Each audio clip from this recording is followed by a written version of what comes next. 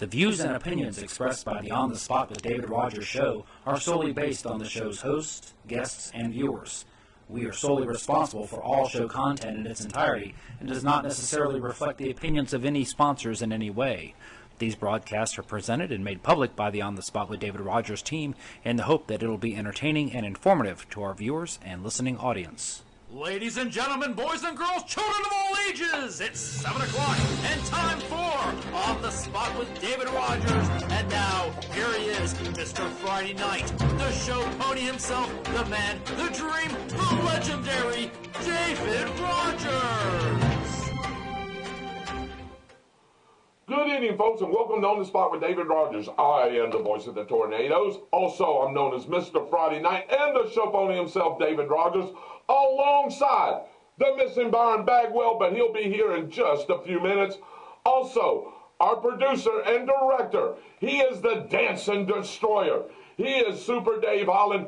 Great to have you along. Sorry about missing last week. We had some things going on, but I'll tell you what, we're back here with another great show. So stand by, because we're getting ready to hammer all the issues out that you want to talk about, that you want to hear about. You'll hear it right here on the Spot with David Rodgers. Tonight's show is sponsored by Mitchell Gunner Racing and the On the Spot Motorsports media page. Tune in on Thursday nights to hear the latest from the guru of motorsports, Mitchell Gunner, and by Miracle Automotive and Towing. Don't pray for a miracle, call Miracle. So, again, welcome into the show. Let's get the show started as we always do with our prayer, our pledge, and our patriotic quote of the night. Ladies and gentlemen at home, and Dave Holland, if you'll please bow your head and we'll go into prayer. Our righteous Heavenly Father, let us once thank again for a wonderful and glorious day you've given us, dear Lord. Thank you for the time that we can spend with our brotherhood, the DOR, the Defenders of the Republic, and the new High Priest of the Church of the Painful Truth. Thank you, Neil Bortz. Also, God bless this county that we live in, the state that we live in, the people that we're able to hang around. Thank you for just giving us that time and that pleasure. Thank you for letting us live in the greatest country in the world today, dear Lord, the United States of America.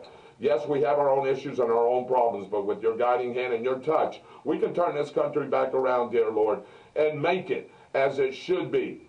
The standalone country, dear Lord, the one that shows the most power, the most freedom of any country in the world today. Keep a hedge of protection, and please pray for our military people, dear Lord, all our military armed forces and services, and the men and women that are out there protecting our freedoms and our rights, dear Lord, from anything that's going to come in and try to infiltrate and just make everything negative here, dear Lord. So thank you for them. Keep a hedge of protection over them, whether they're abroad or whether they're here in the United States. So keep them safe, and keep us also from domestic and international terrorism, dear Lord, that you keep your guiding hand on that. Thank you for our first responders, each and every one of those men and women, dear Lord, that go out each and every day and each and every night, and they protect and serve as they are required to do, dear Lord, for their job. Keep a hedge of protection over them and bring them back home safely to their families, dear Lord. And as we say that we love and respect each and every one of them, and we can go home at night or during the day as we're back at our homes, and that we know that we're protected, and they're just one phone call away, dear Lord, from the help that we may need. Thank you for all the workers in the United States of America, dear Lord, the frontline workers, the railroad workers, dear Lord, the truck drivers, the farmers, anybody manufacturing, anybody that produces, dear Lord, to make this great country keep and continue to be the most powerful and economical country in the world today, dear Lord. Put your hand of protection over them and put your guidance on them, dear Lord, as we try to bring America back again. Thank you for the food that we receive each and every day that goes in the nourishment of our bodies and our bodies to thy service. Any spoken or unspoken prayer request, dear Lord, that you touch each and every one of them. You're the ultimate healer and the ultimate comforter, dear Lord. So please please touch each and every one of them. Again, thank you for this time that we have tonight, dear Lord. Thank you for today. Thank you for the rest of the week that we're going to have. And we ask for these things in your Son's name, Jesus Christ. And the congregation says, amen. Amen. Let us stand. Let us stand for our pledge. And I'm going to ask Mr. Dave Holland, if he would, if he'd lead us in our pledge. I'd love to. All right.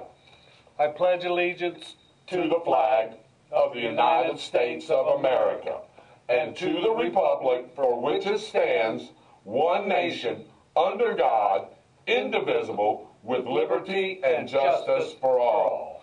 Amen. All right, all right. Welcome to the show. We were just a week off last week. We all had something that we had to do. We always hate to miss, Dave. Let's just go ahead and say that. But I'm glad we're back on air. Again, you're tuning in to On the Spot with David Rodgers, the Facebook podcast that you can catch every Tuesday night at 7 o'clock that we're here. Also, if you don't have Facebook, you can go to YouTube and you can catch that on tomorrow night's edition. It'll be up by 7 o'clock as Austin Stevens, our weather guru. He's not here today. He's actually down Dave somewhere enjoying himself. I forgot. Oh, he's at Panama City Beach. Wow. Yeah, him and his family went down there. I guess they're doing a little vacation thing. So good for Austin Stevens as he's over there enjoying himself. And I hope him and his family are safe and are having a great time. But that should be on YouTube. So, these. Oh, can I wait a minute? Did you want to see them? Is that what you want? They're green or something. Oh, they're green. They're Because it's got a silver package. That's why. I tell you what, I'll hide them right here, and then I'll bring them out. But you know, Dave, I may have to not use these because the cards are silver as well. Oh. Now, would that make for something interesting? I may have to go into the bag and get another set. We'll see. I'll ask you and see what you think. But anyway, welcome into the show. We have our patriotic quote of the night, David. I don't know how many people we got on right now because, of course, I've got my phone here right now. But anybody that's watching and tuning in, I'm going to give you a couple of quotes here and see if you can guess it. Both of these are founding fathers, and one of them was actually a president, David. So here we go. The people are the only legitimate fountain of power. The people are the only legitimate fountain of power. Who do you think that may be, Dave? Wow. He was a president. I'll give you this on this one. Founding father and a president. Lincoln. Lincoln, nice guess. I'm sorry, founding father. Yeah. Sorry about that, yeah. He's going to be Washington. Washington. Okay. Any guesses over there, Dave, so far? No, I got Ellen, Robert, Shirley. No guesses yet. The people are the only legitimate fountain of power. Wow, that could be. Could be many, couldn't it? Yeah. Well, the answer is James Madison. Oh, man. James Madison on that one. All right, this one should be easier. Way off on Either write something worth reading or do something worth writing. Either write something worth reading or do something worth writing. Wow. Founding father. Could be Franklin. Could be. Jefferson. Could be. Hancock. Hancock. Yeah, could be. Adams. Could be. Adams. Adams, he says. All right. You got any guesses over there for me? No. Okay. Either write something worth reading or do something worth writing. That is Ben Franklin. Oh. You had him, Dave. You had him. All right, ladies and gentlemen, again, welcome into the show. I'm going to have Mr. Byron Bagwell coming in here in just a few minutes. We're going to talk about a lot of things coming up. Tornado football's coming up. Professional football, college football's coming up. The women are in the World Cup in soccer. They play tomorrow night at 9 o'clock. They won their first game 3-0. So they're on their way for a three-peat. I think that will probably happen. They're the most powerful soccer team in the world, and I don't see them stumbling their toe. But you never know. That's why you play the game. We don't play it on paper, play it on the field, and that's what, anything can happen. So, again, welcome into the show. Don't go anywhere, because here comes the round table right after this commercial break.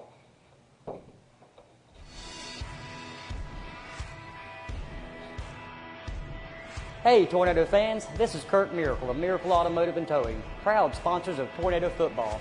I want to welcome you to beautiful Stark, Florida at David Hurst Stadium, and thank you for letting us be a part of this community.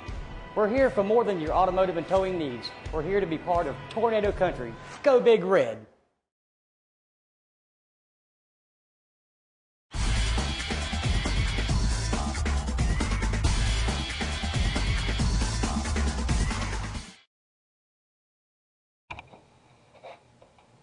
Welcome back to the show, and look who just popped into the studio. He is the Byron Bagwell, also my color commentator on Friday nights during Tornado football season. 30 days, Byron. Can't wait. Can't wait, man. 30 days, and that will go by like that. You know that, right? Oh, yeah, it will. Yeah. You know how much I love to run my mouth about football. Oh, me too. My gosh, you can get me talking on that for days. And we're going to be doing a lot of things. I had somebody ask me, why don't you dissect plays anymore? We're going back to that. Oh. David, we probably need to find us a board. That was a big hit. It was a big hit. And I had guys from work talking to me about that. Even coaches that coach at Lake City, Columbia, they were like, why don't you dissect plays? We're going to do that. Me and Byron's going to dissect plays, things that we can come up with. We're going to give you terminologies that we use, like, hey, just give you a prime example. Slobber knocker? Close. Oh, okay. Yeah, close. How about a boundary? When me and Byron say, hey, a receiver's lined up to the near boundary, that means the sideline nearest to us in the press box. If we say he's at the far boundary, what is that, Byron? Well, it's the boundary that's furthest away from us. That's right. It's furthest away from us. So some things like that we're going to get into, because I've had women say, well, I'm not sure what a boundary is. I'm not sure what the hash mark is. I'm not sure. Well, we're going to get into that. We're going to explain that, because when you're listening to Tornado football, yes, you want to hear the exciting plays, but you also want to understand the terminology. So when we say that the Dominator, Jason Clark, just popped that running back on the near or the far hash. Mr. Bad Intentions. Mr. Bad Intentions. Yeah. Hey, that way you'll know that he made that hit and that tackle at one of those hash marks that run in between the down the field, all the way down, all the 100 yards down, in between the numbers. Well, you have to understand when we call the games, it's the game moves at a speed to where you can't explain that while you're trying to call the plays. No. Or sometimes I can't even get everything in with the color commentating before the play is snapped. Right. Well, and here we go again. And you're exactly right. It depends the tempo of the game. The tempo of the game dictates what me and Byron do. Byron could be explaining a play that just happened, and then I have to interrupt him because here we go. McKenzie, Rodgers and McKenzie and the boys, hey, they're lining up again. I'll give you a prime example of that. Last year in that Cocoa game, when they went down there and scored that 21st point to tie the game, I mean, McKenzie brought him to the line of scrimmage so quick. Byron didn't hardly even get a chance to explain the play until that third down play when the Cocoa Tiger middle nose guard made a nice play, and then Byron was able to explain. But you remember, they went up to the line of scrimmage quickly, 2 times in a row, remember? Fast. It was fast. So Up-tempo. Up-tempo. You'll hear us say up-tempo when they play like up-tempo. that, because that's what it's known as. That's what it's known as. And Coco was doing the same thing. I mean, Coco was playing just as fast as Bradford was. I mean, the next thing you know, Byron's explaining the play. I'll call the play. Byron's explaining the play. And here's Boda at the line of scrimmage. Hey, we're ready. He's in a shotgun snap. You know, so It's not that I'm interrupting Byron or not giving Byron a chance to go. It's just like, what'd you say? The tempo of the game, man. You just got to be right there. Or we're having to go back and explain the play, and then guess what happens? They're already to the next play. So, yeah, so the tempo, the football that David and all you guys that are older that used to watch is no more. Wow. When you'd huddle up. I used to love when those guys huddled up, and the running back had a position, the receivers had a position, the left tackle was here, the left guard was here. Everybody had a position, and when they came out, it's break, boom, go to the line of scrimmage. They know. I used to love who used to do that set, Byron, when the Cowboys. They would up and then back down. You know what I mean? Mm-hmm. Down and then up, and man, I used to love that. That's, to me, was smash mouth football. And to Byron, too, and some of you others that are listening in. And, yes, I will explain my, I will also wait, and I'll explain that. We'll explain that here in just a minute. And, by the way, there are teams out there that still play like that. Absolutely. It definitely still works. Oh, it definitely works. It definitely works. Army and Navy, I know they run a wishbone package, a triple option package. I get that, but they still huddle up. They're not fast-paced, and it works for them. They've been some big boys doing that. It's really, really difficult to defend that wishbone, especially if you're not used to defending it, because where's the ball going? Right. And that's exactly. You shove it in the belly of the fullback. Does the fullback have it, or did he pull it back out? And is he going to take off and run? Is he going to pitch? Only they know. Only they know. It's assignment football. Well, if you don't have intelligent players that can keep their assignments, and that they break contain, that offense will hurt you. Yes, and that's exactly right. So you getting comments? I haven't went there yet. I'm gonna see if Byron will pull it up there for me. But anyway, welcome into the show. We just wanted to start off with that. We do have I do want to talk about a couple of things, Byron. One thing I forgot to mention to you was that our kickoff, our sneak peek is what we call it, the sneak peek show where we talk about Bradford football and we bring in the players and the coaches and everything, is on Monday, August 21st at 7 p.m. at the Downtown Grill in their dining room area, not the bar area, but in the dining room area. You're all welcome and invited to come. That's going to be from 7 to 8. If you can't make it there, then you can listen to it on the radio, Byron, because Chuck Raymer, we're doing a live remote from there. So that's Monday, August 21st, and we'll keep reminding you that it's at 7 o'clock. Me and Byron will be hosting the show right at 7 o'clock on Monday, August 21st, and we will be talking about Tornado football from last year, this year, and interviewing some players, and of course, Coach Rodgers himself. So maybe even have Mike Walls on, because I want him to talk about what's going on as far as the stadium. And David Holland, on the spot with David Rodgers, will be there live, bringing you that as well. So if you have like a disability or something and you can't get out, but you enjoy listening to us, you'll be able to do that on the radio, and you'll be able to watch it with On the Spot with David Rodgers as our senior producer and director. Dave Holland will be clicking it left and right. What do you think? I think that's a great thing. That's a great thing. That's a great thing for our community. Byron, you don't know how many times that I hear people say, my gosh, that's a service that y'all do. You know what I mean? The meeting, perfect idea. You know, when Michael called and said, hey, they want us down there for the city commissioner, and you know, we had a show to do that night, but me and Dave, and we all talked about it, that was the best thing for us to do right there, was to cover that. We had 240 people live at any one time on there. I mean, the numbers were growing and growing and growing.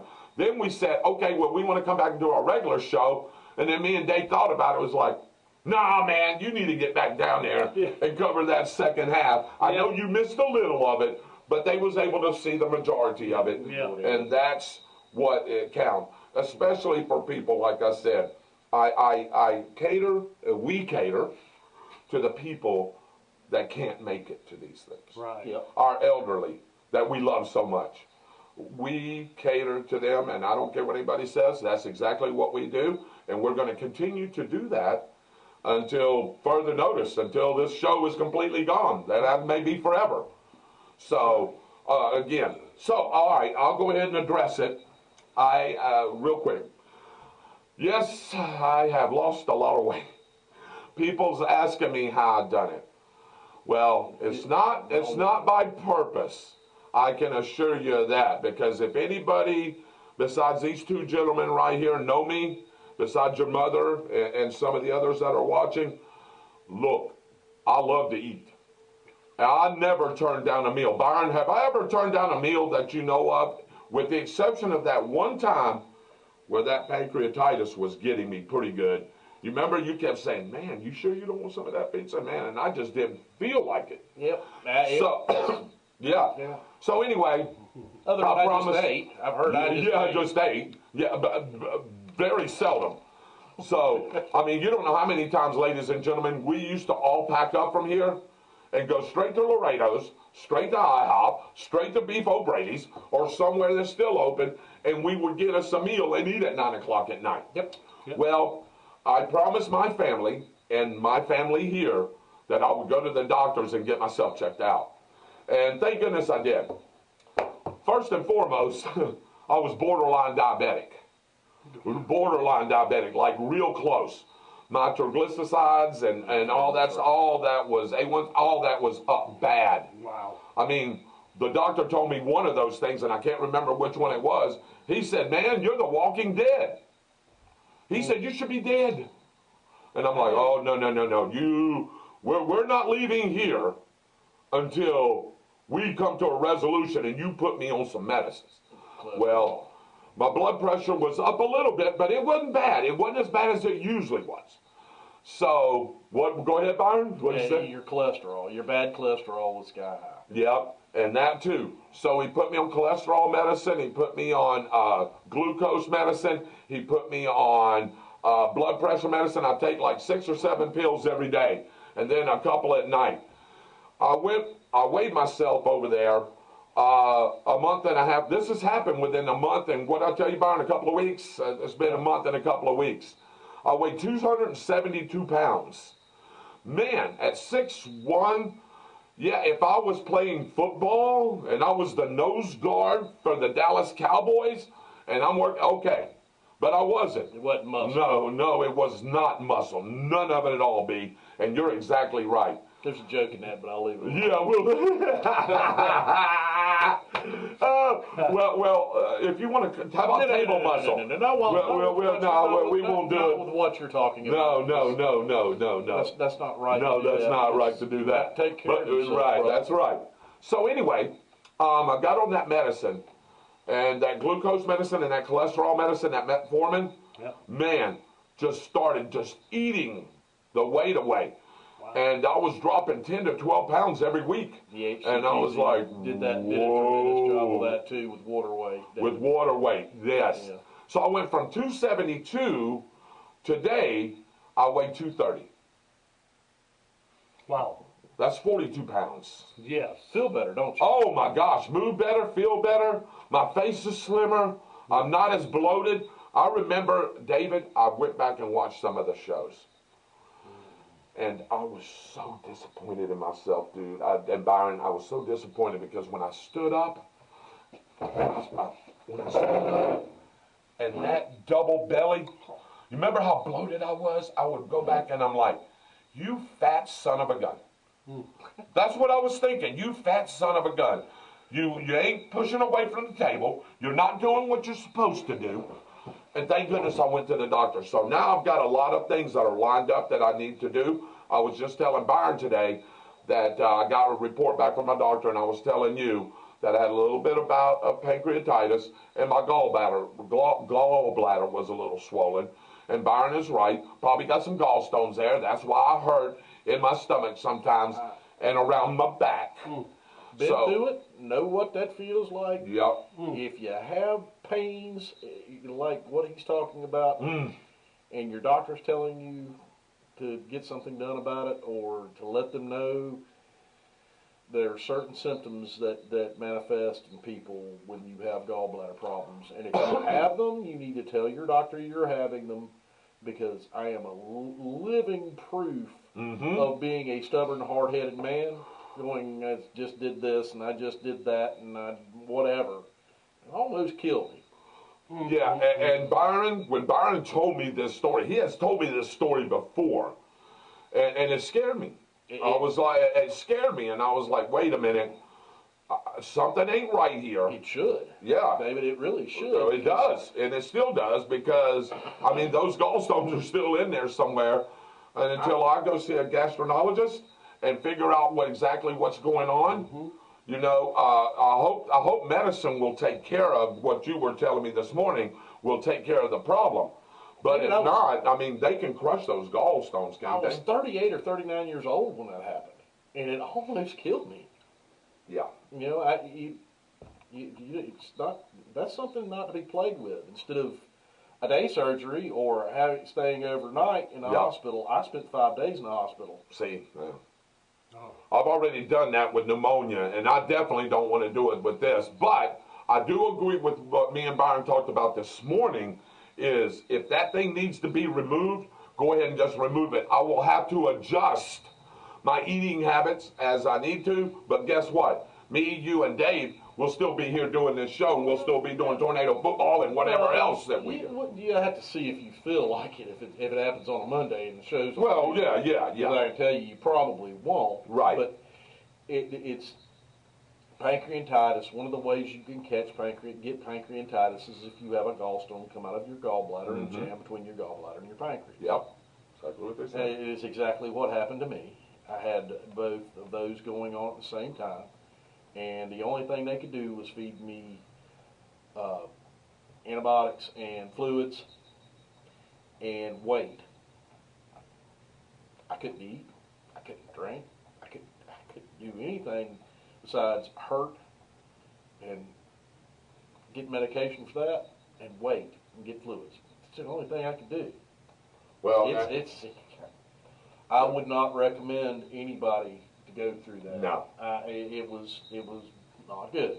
Well, at the end of it, before they took my gallbladder out, I started turning jaundice. Ooh. And an adult turning jaundice, I am very, very lucky I do not have any problems with my health from the fact that I was turning jaundice. Yeah. You know, the doctor looked at me and went, you're lucky, because it could have damaged your kidneys or done any number of things. Well, one of the things that Byron said that in that whole thing is, and I want to put this out to you guys too, anybody that's watching or listening, whether you're man or woman, is Byron said something that recollects to me as well. Stubborn. I was stubborn and hard-headed. I didn't want to go to the doctors for nothing. This and that, even when I had pneumonia a couple of times. No, it'll go away by itself. Keep taking medicines. Yeah, but it wasn't the right medicines. I needed antibiotics, and it got worse and worse until I was almost on my deathbed that last time, remember? During football season when Byron and Mitchell had to cover that game for me because I was in the hospital for a week. I'm not doing that crap anymore. It will make you, David, it will flat make you go, okay, I need to listen to somebody that knows what they're talking about. And that's exactly right. So, you know, and when your family cares about you, you know, Shelley and Autumn and Kristen and you guys and my extended family, when they care, you need to do something. You know, they tell you and you know, you do what you want to do. But now I'm listening. I'm 61 years old, and you know, I'm what do we call it, Dave? The last semester of my lifetime. I want to be able to enjoy it. You know, I'd love to be 150, B, but it's not going to happen. It's not going to happen. No. But look, that was the only time I've ever been in a hospital. See, and that is so only crazy. Time I've ever been in a hospital. That is crazy. And part of it was I didn't want to go to the hospital. That was part of it. I'll get better. It's just this, it's just that, it's just the other. Yep. And it cost me more than just a week of my life. it cost me about a month of my life because I really didn't fully recover and feel like a human being again for another 3 weeks after I got out of the hospital.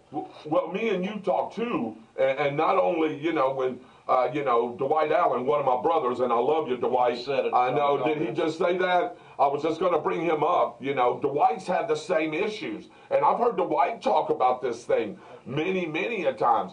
And, it's not going to happen to me. No, it's not going to happen to me, man. I'm Superman. Yeah, well, yeah. Until that hits you a couple of times, and then you'll see what happens. But I know Dwight's had issues with it. You have. Now, I'm having issues with it. I'm not sure, Dave, you've never had issues with your stomach or anything, have you really? No. That's good for you, because for your age as well, that's a good thing. I know you've had other issues, but not with the stomach or the gallbladder or the pancreas, right? Right. And you know how important that gut is. Oh, absolutely. Absolutely. You have to have it to live. It controls your health in a way. It does. If you got a bad gut, you're going to have a bad day. You're going to have a bad day. And I'm telling you, Byron's seen it now. But anyway, that's where that it has attributed from. I feel a lot better, as I was telling Byron. I feel more energetic. People's noticed it at work too, Byron. I'm not as sluggish, you know what I mean? And I want to do things. I want to go fishing. I want to do this. I want to do that. You know what I mean? And it's because I'm on that medicine. And thank goodness I put my mind to it, Byron, and said, you know what? No more. I'm going, and that's it. And David, in what you told me with the pre-diabetes thing, you start losing all of that weight. You start controlling what you eat with sugar in it. Yep. They may take you off of that. Your blood sugar may go back to normal. And I think it has. We can try it. Now, see, if it goes back up high, they'll put you back on it. Right. But if you control it by yourself, they can take you off of that. That's just like blood pressure medication. Right. Most people don't go off of it, but there are people that do. I suggest too, and Byron will tell you as well. Now, I'm not saying I cut out everything, but during the day, I drink 3 to 4 bottles of water, and I drink what is My mother. what did she say? And don't you two do that again. Listen next time. Yes, he's right. Trust me. Yeah, trust me, Shirley. I definitely am. But I will say this. I haven't cut out everything. So don't think I'm just a sweet little angel. But I do at work. I drink 4 bottles of water. I drink a bottle of Gatorade. This is the first soda I've had all day. This is the first soda I've had all day. Mountain Dew. And it is a Mountain Dew. I probably should have got Coke Zero, like Shirley and Donnie always feed me. I know this is the worst one. I get it. And I normally drink Coke Zero. You do know that they make Mountain Dew without sugar. At the little store at the Shell in Lottie, they didn't have but 4 choices. So I actually got this choice, but it's still full. I'm just sipping on it. I probably will pour it out before it's over with. But I'm not on that crap too much anymore. And let me tell you what else I'm not on. What was my favorite drink, Byron, that I used to go? Energy drinks. Oh! Sugar too. I don't even drink any of those anymore. I've got to the point where At all. in normal soda, I will only take a couple of sips out of it. I drinking normal sodas.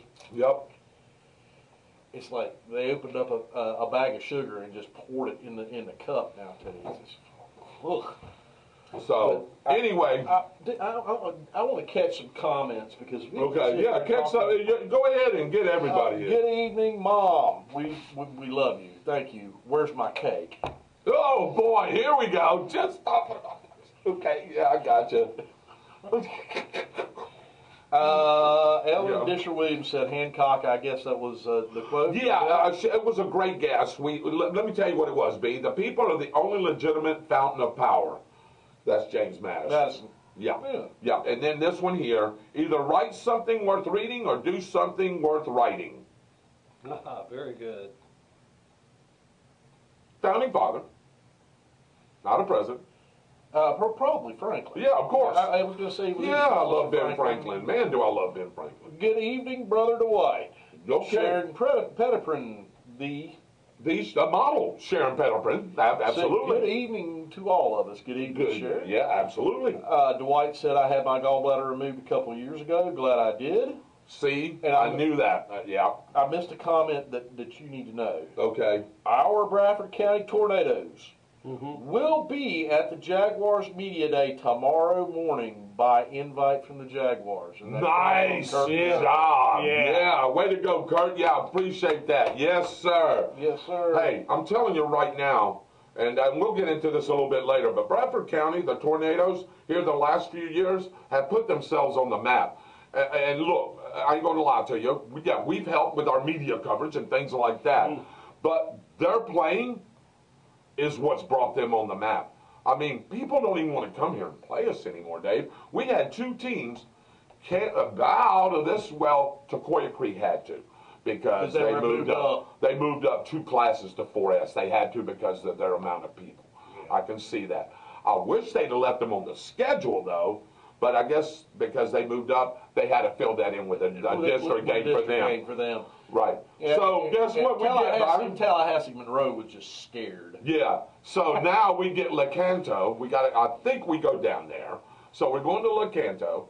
But guess what they throw in for the Tecoya Creek? Byron, go ahead and give it to them where the heck we're going. We're going to Miami. For a regular season football game. He has said the name of this football team, and I'm not really familiar with this Miami football I'd have to look them up again. TM or something. They were a playoff team last year. They were 9-4, whatever playoffs that they went to. And they got a pretty good nucleus of players coming back. Ought to be a great football game. Me and Byron will be on the air at 2:30 in the afternoon on Friday for a 3 o'clock call.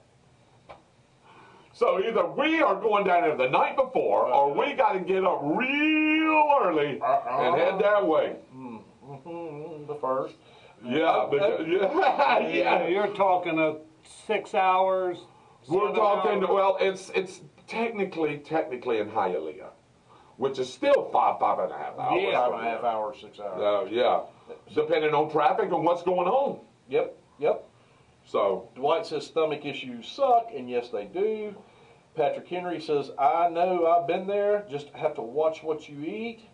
Stephen Rigdon, Byron was eating pork rinds and 3 hot dogs for Circle K today. Over Pop Mountain Dew. Oh!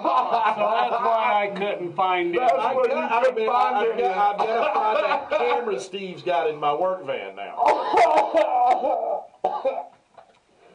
Oh boy, man, he knows you, don't he? He does not as well as he thinks, because I don't eat hot dogs that often. No. If he just said hamburger. Oh, Sharon Petiprin, I hope that's not what that says. Dwight says, no Mountain Dew in 2 years. Good. Sharon Petiprin says, and maybe no cakes for a while, even though they sound so good. Oh, God, Byron, I don't know, man. I don't know if Dave, I don't know, man. I'll eat a small piece.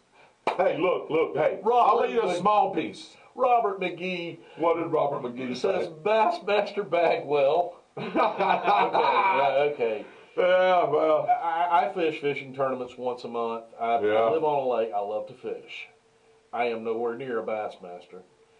If you want to know what happened in the last tournament, I'm not going to say who my partner is, but we had a very bad day on the St. Johns River, as we typically do, because we cut our teeth on lakes, and neither one of us can figure out exactly what to do with a body of water like the St. Johns River. Yeah. And we go places, people catch fish, and then I didn't catch anything. I had 2 bites, either by garfish or something with teeth, and I had nothing. The guy that I fished with caught 3 fish, and that was it. And we fell from second in the points in this tournament series to 4th in one tournament and finished in 11th place. It was not a good day. So, Do I know what I'm doing? I'd like to think I know a little bit about what I'm doing with it, but am I a bass pro? No. So the last time, 2 times I went up to Byron's Lake, I've caught 1 fish, and Byron didn't even come out there till later. And man, I got bites all day long, just wasn't hooking them up. Byron comes, oh, let me try this bait. Catches 2 like that. So I get the 0 shutouts too. It's just the longer you fish, the more you figure out how to fish different bodies of water. And I'm sure if we fished the St. Johns River and everything in it a lot, like we do lakes, we could probably figure it out too. But it's just not what we do. And I listen to some of the weight tables that come off of that river, and I think, what are these guys doing? Are they fishing shell bars? Are they going to Rodman's? Are they going to Lake George? Are they fishing the main body of the river, which never works out for us? Well, what are they doing to catch these fish? And we can't seem to figure it out. My partner seems to think they're fishing shell bars, and they just find the right shell bar at the right time, and they sit there all day long in one spot and fish shell bars in the open river, which is a possibility. But Possibility. And it makes me nuts because I'll sit there and I'll fish and I'll fish and I'll fish with some of the same things that my partner fishes with, and I can't catch fish out of the place. I mean, I just can't. I'll go and practice and catch fish, but during the day of tournament, this is like the 3rd time I've been there, and I think I've caught 2 fish in 3 tournaments in the St. Johns River, and neither one of them were bigger than 2 pounds. So. All right. Well, anyway, we're gonna go get those last couple of statements, Sure. and then we're gonna move on to some local news here. Glad you are doing better, brother. David, liver is good for you also. Yes, it is, and but we have it at Granny's. Terrible for your cholesterol. Yeah. Liver is one of the worst things you can eat for that. Absolutely not, ma'am. Absolutely not, Mom. No way are we giving up cake. You know better than David, no, there ain't. No. You just can't eat 2 or 3 pieces of it. No. So I'm gonna get me a small slice. Look. Hey, I'm gonna get me a small slice. My sugar. Hey, look. I'm gonna have them get me a small slice. Yeah, a small slice. Yeah. Small slice. About like that. That's a small slice. Well, that piece I took home from my birthday party, Yeah. I munched on it for like a week. Just got a little bit here. Just Bam, a glass of, or a drink of milk. I mean, you can do that. That you can do. No to Miami, Dwight says. Yeah, no, I wish. Give him a small slice, which is what we just. Robert McGee says, I can't catch a cold.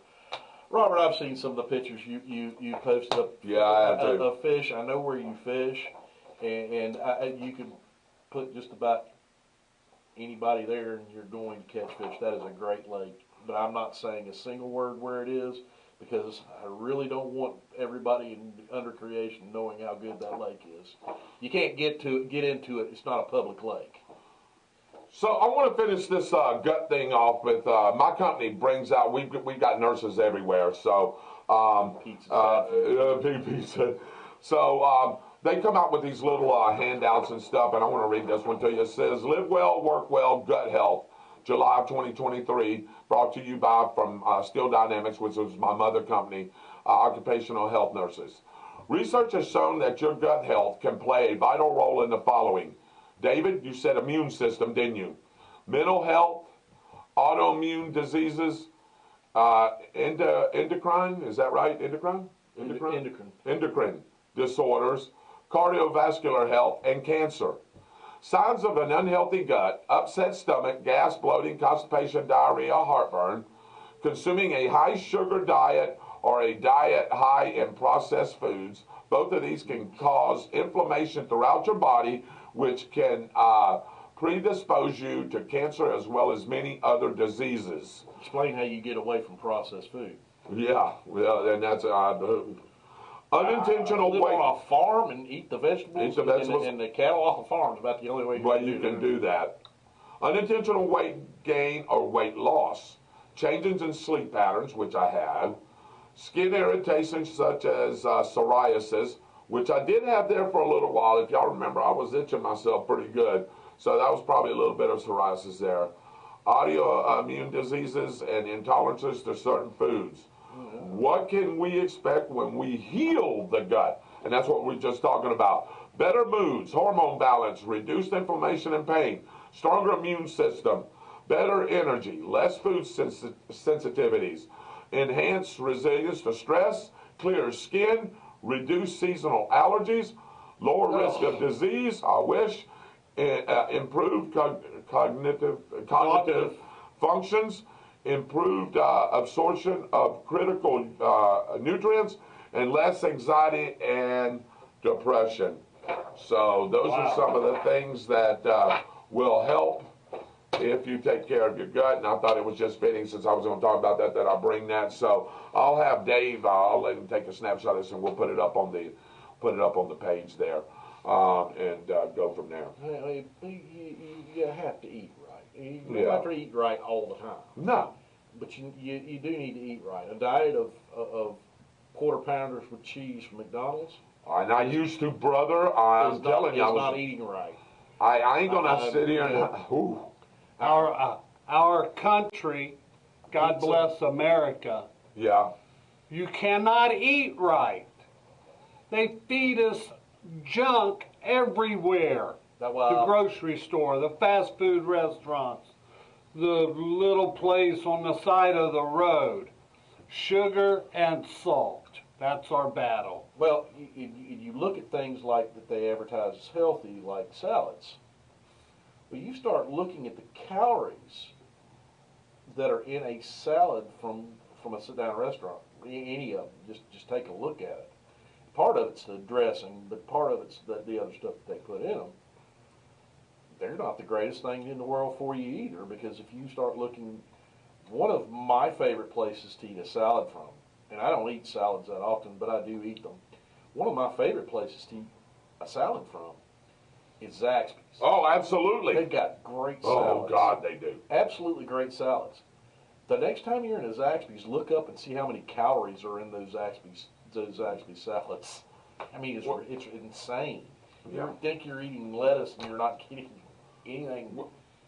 Well, good grief. There's a fast food restaurant that serves a salad, and they add sugar to their salad. Sure. Another place that's got great salads. I don't get to eat it very often because I'm nowhere near one anymore. Was Wendy's. Wendy's has good salads, but their calories in those are sky high. I used to love that those apple. Cranberry apple. Oh yeah, the apple cranberry salad. Yeah, it's got some other name to it too. Yeah. They're really good, but you might as well eat one of their hamburgers for calorie wise. Go to the grocery store, buy you some kale. Mm-hmm. Kale's one. Kale. Some blueberries, some strawberries, raspberries. Maybe a light dressing, which would probably be the worst thing you can get. And make you a salad. Romaine lettuce, if you don't like kale. Romaine lettuce or iceberg lettuce, any type of lettuce you like. And, I'm going to tell you another place that makes a good salad, Byron. I don't know if y'all had that. Hungry Howie's makes a good salad, too. Really? Yes, they do. And it's a nice side salad, and they put all that stuff in there. And that's another great place to have a salad too. But I want to, and then like I said, we'll move on. A lot of these places have grilled chicken sandwiches, and some of them do them blackened, some of them just regular chicken sandwiches. Yeah, you can eat those. Yeah, some of the places are doing wraps in the form of sandwiches. That's even better for you because it takes away all the calories and the starches from the bread. And the starches turn to sugar in your body. Here's what I hate about this whole thing, Byron and David and people that are listening in. And Patrick Henry, yes, I agree with you. And Dwight Allen, good night, brother. I know you got to get up early. Sorry, man, you didn't get a chance to hear the second. But I know you'll go back and watch it. But the main thing that I hate here is that, okay, you have many doctors out there, many nurses, PAs, health fitness nuts, all these people that are saying different things about different products. Asparagus. I looked it up today. I love asparagus. Yes. Let me tell you, I had one site rave about asparagus. Jesus Christ. And then another site says, man, you better stay off of asparagus. And then you go to another one. It's good. Nobody's ever in a, what am I trying to say, Byron? In agreement with any one thing. You can take anything that is a food product, a liquid product, anything that you can give an opinion on.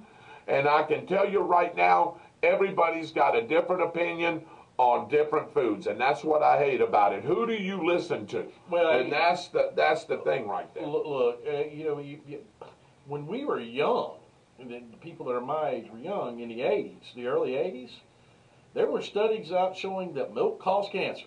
Absolutely. And you heard it all the time. Milk causes cancer. And it's the biggest load of nonsense I have ever heard in my life. It just doesn't make any sense. If you're going to say milk causes cancer, everything causes cancer. Absolutely, and that's what I'm saying. I think the best idea is to eat balanced. You remember everybody used to talk about the 4 food groups. Something from each one of the 4 food groups. Right. Nothing in excess. You have to make it to where your body is used to eating small portions. We are so used to eating whatever we want to and how much ever we want to, we don't listen to our bodies when we are full. Right. I am just as guilty as everybody else. Cool. But when I do that, my body regulates itself, and I start. Not only do I start feeling better, but I also start to lose weight. I lost a bunch of weight at one time. Everybody asked me what I was doing, and I said, I'm not eating anything different than I normally eat. I just cut the sodas out and started drinking water and eat smaller portions of the stuff that I eat. And I think it was like 70 pounds I lost at one point. And I weighed 148 pounds at one time, brother. Oh, I've seen it. 248, not 148, but 248 pounds. Well, you weighed 148 at a time. So. Well, that was in elementary school. Right. Or middle school.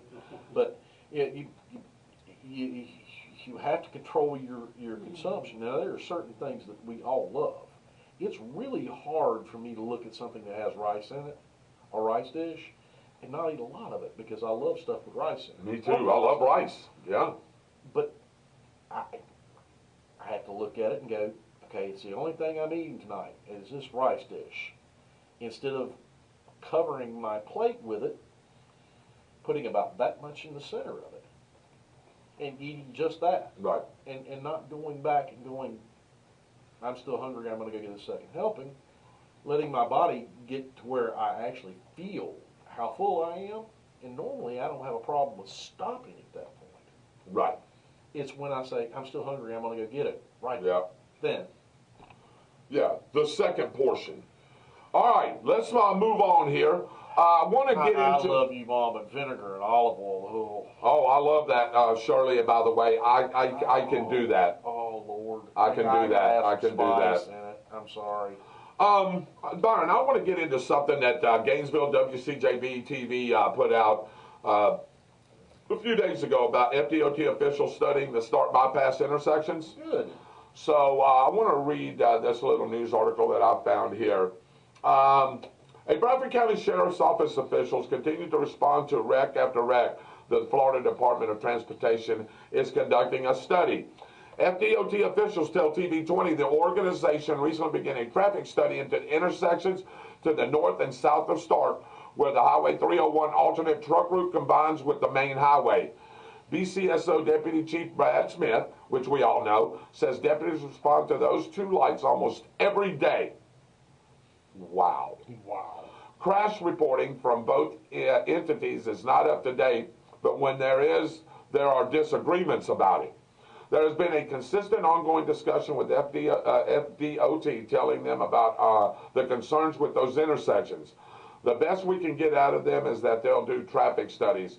But when they report specific studies that they have as far as accidents compared to the numbers that we have, there's always dispenses with those numbers. And let's see here.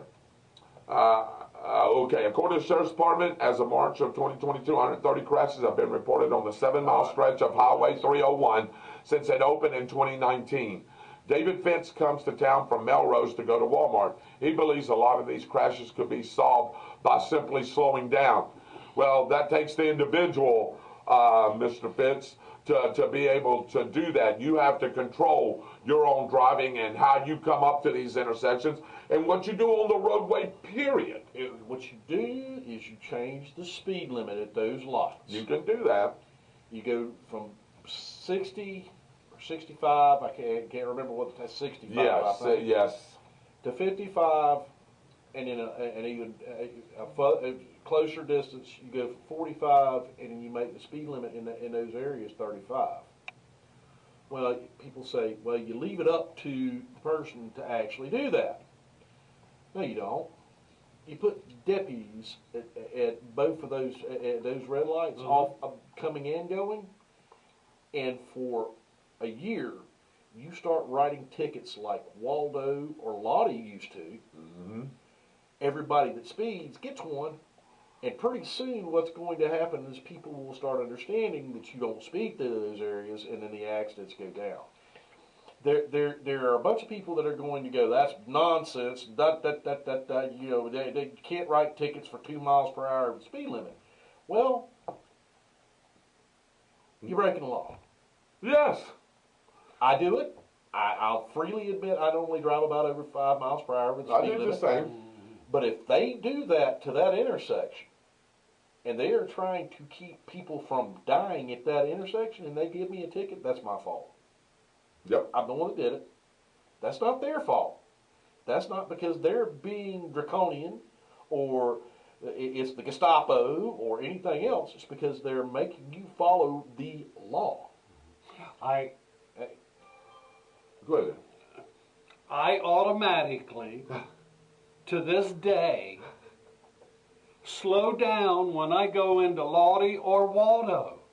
Well, of course you do. Automatically. Because you know what's the consequences that could happen to you. I know what used to be the It consequences. still is in Lottie. Hey, on the way here, I don't know who was on tonight. I know most of the officers. But anyway, he had 2 of them pulled over right there by that Shell station right there in Lottie. They're not as bad as they used to be. No. You're not getting a ticket for 1 or 2 over the speed limit. I don't want to test He's not going to do that.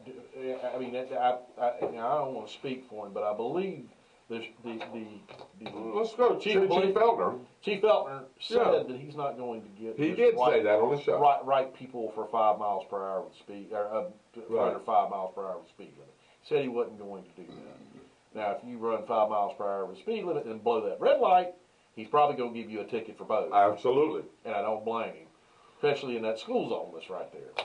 But, Byron, look, I have tried to save people's bacon, especially out-of-towners, and I see them, North Carolina, Maine, New Hampshire, Connecticut. They're all coming through here. They know they've been through here before, or they've heard the horror stories. And here I am, I'm pulling out from 125, right? I'll pull off, and I'm easing into the right lane here. They're coming up on my tail. Woo! And I'm trying to tap my brake. Hey, slow down. He's over there, I'm telling you. And the next thing you know, hey, they blow right by me. He's sitting at Lottie Elementary, right there at the corner, B. Woo! And he's pulled him over at the fast track down there. And I pull into the fast track, and I look at him, and I go, I point at him. I don't care if it's got, told you so. I was trying to warn you, but you didn't listen. You look at it from a standpoint of what we really should look at it from. The speed limit is a law. Mm-hmm. And we need to be law-abiding citizens. It's in every aspect. You look at it, most people would never steal anything from anywhere or anybody. So, if that's a law, and the speed limit's a law, why are we doing it the other way around? My father had a problem with them, anybody having a problem with what Waldo and Lottie did, because people were breaking the law. And at the time, when all that was going on, I was a little bit younger and I didn't understand that. But I do now. I understand it perfectly well, because a law's law. If you're going to have it, why not make people follow it? If you don't like the law, change it. If you think the speed limit should be faster, change it. Help them change it. But if you have a place like what's on 301 at those bypasses, and all those wrecks are there, you got to do something. People are killing themselves because they can't control themselves. That's the honest truth. He says, he goes on to say, Mr. Fitz, I think the big problem is the people. People just don't have patience nowadays. To me, it's a beautiful piece of highway, which it is. There's no doubt about it. I do want to bring you to a point that I don't know if y'all knew about. Byron, you may have known about this. I know Mitchell has, but and Dave, here we go. There are 3 projects scheduled along the bypass to begin in 2024. US 301 at State Road 100 intersection, lighting expected to begin early 2024 and be completed in the fall of 2024. Good. US 301 at State Road 16 intersection, same thing. Lighting again, expected at the same time frame. And the US 301 corridor, the landscaping, is expected to be completed in the winter of 2024. And the completion date and start of those projects are all subject to weather delays. They couldn't be doing anything these last 3 or 4 weeks because of the amount of rain that this place had, but that's what. I've heard of another issue on those 2 intersections you just talked about. It's people coming off of that bypass and blowing the stop signs. And blowing the stop, yes. You can cause a wreck by doing that just as easily as you can by running through that area and running 50, 60 miles per hour or faster down through there.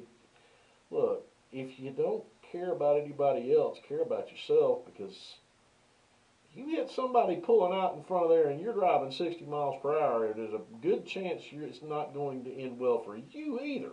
Oh, yeah, without a doubt. Yeah, without a doubt. So, coming up on the, what time is it, B? What time is it, Dave? You had it up there for us. 8:09. 8:09 Eastern Time. Well, again, welcome into the show, On the Spot with David Rodgers. I'm your host, David Rodgers. My other host, the Byron Bagwell, along with the dancing destroyer himself, Super Dave Holland. Hey, we got to talk about something else, Dave, before we move on, because I want to give Byron some time on the subject that we talked about here.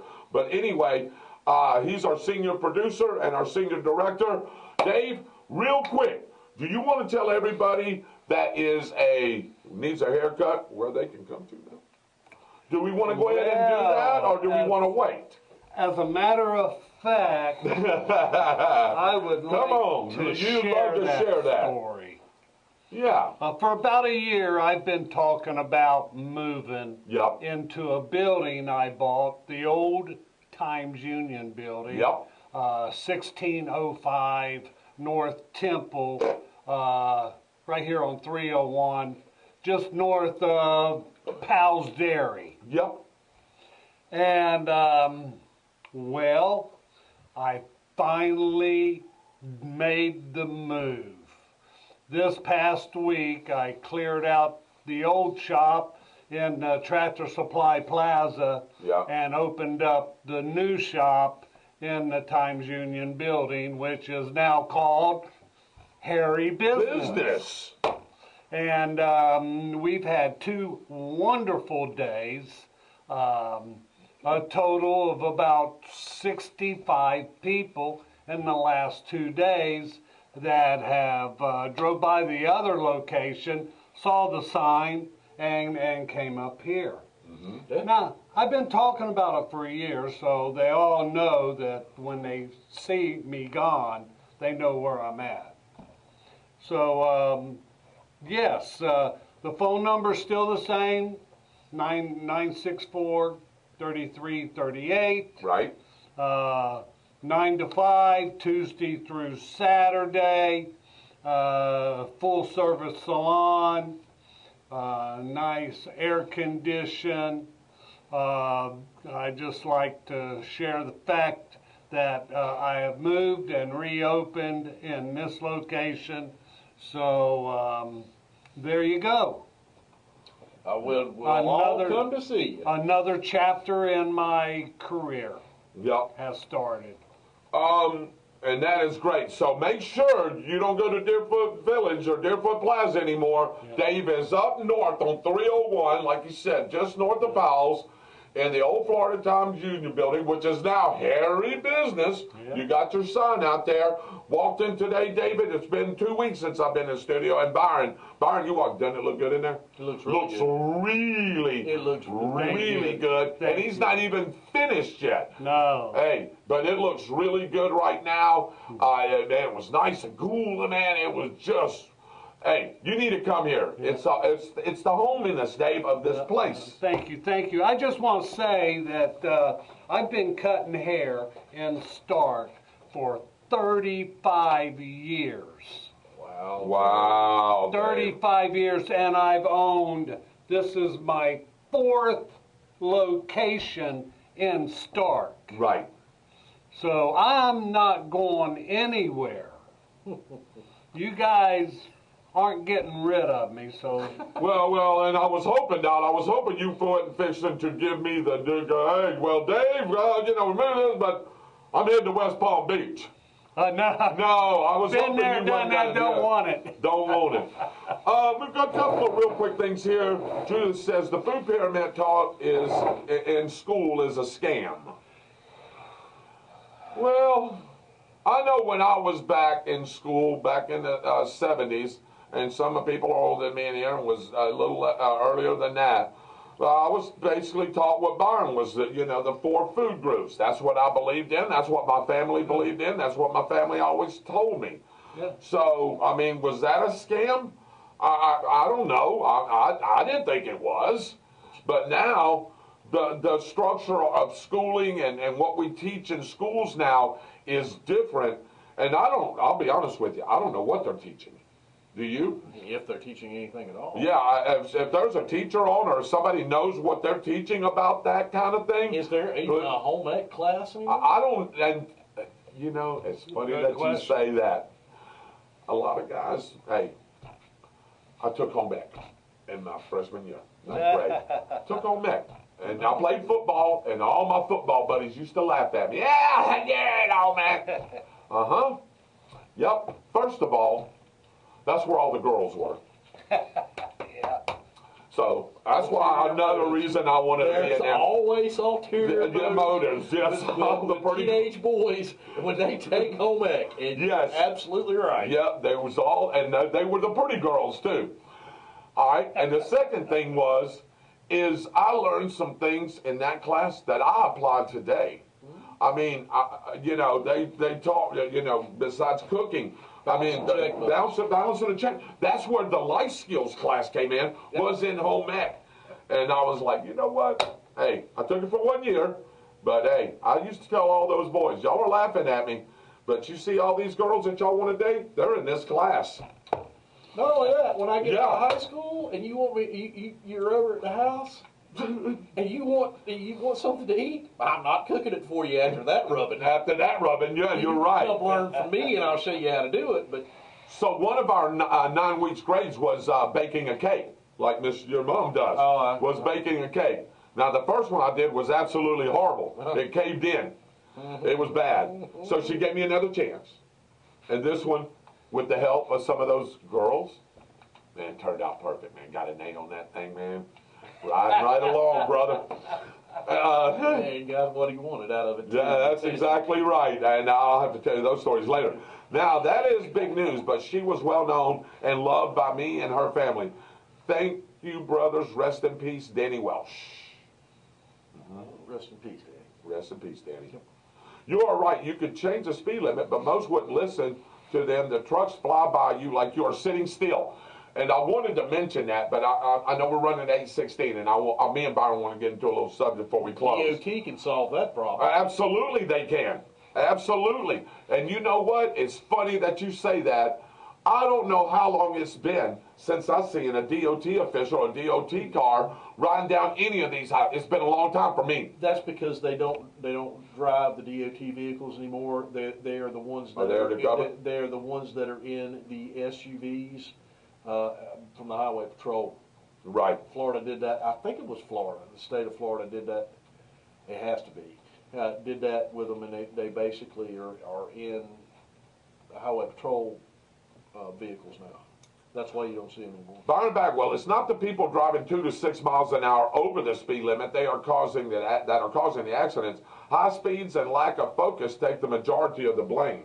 Well, it's still a law. It's still a law, and I mean, I understand. I do understand what you're saying with that, but it's still a law. And look, you're right.